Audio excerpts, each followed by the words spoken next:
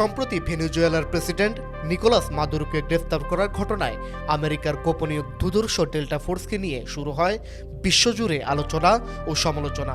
Delta force নামটি উচ্চারিত হলে চোখের সামনে ভেসে ওঠে গোপন অভিযান, নিঃশব্দ আঘাত আর অদৃশ্য সৈনিকদের গল্প। যুক্তরাষ্ট্রের সবচেয়ে গোপন বিশেষ সামরিক ইউনিট হিসেবে পরিচিত এই বাহিনী কেবল একটি বাহিনী নয়, বরং আধুনিক যুদ্ধের এক নীরব কৌশল।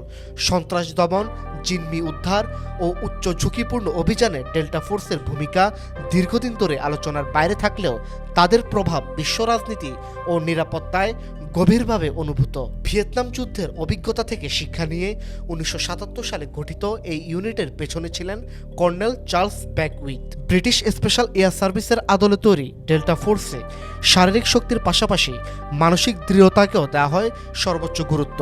চাপের মধ্যে সিদ্ধান্ত নেওয়া, নিঃশব্দে কাজ করা এবং অনিশ্চয়তার ভেতরে স্থির থাকা, এই গুণাগুণগুলো একজন ডেল্টা অপারেটরকে আলাদা করে। এই বাহিনীর গোপনীয়তার মাত্রা এতটাই কঠোর যে বহু অভিযানের কোনো আনুষ্ঠানিক নথি পর্যন্ত নেই। সদস্যদের পরিচয় প্রকাশ করা হয় না, অনেক সময় হতাহতের তথ্য থেকে যায় শ্রেণীবদ্ধ।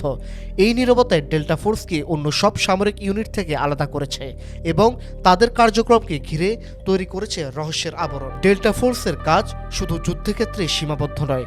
শহুরে যুদ্ধ, আন্তর্জাতিক যৌথ অভিযান, গোয়েন্দা সংস্থার সঙ্গে সমন্বয়, সব ক্ষেত্রে তারা সমান দক্ষ।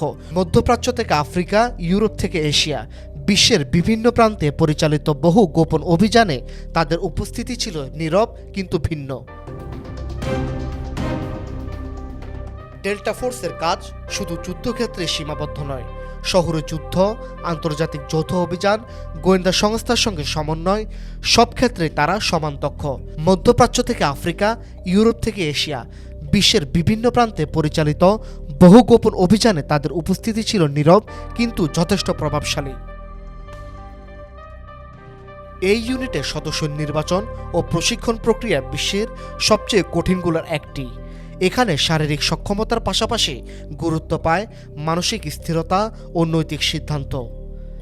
অনেক সময় একটি সিদ্ধান্তই বাঁচাতে পারে একটি দল, আবার বদলে দিতে পারে পুরো অভিযানের পরিণতি।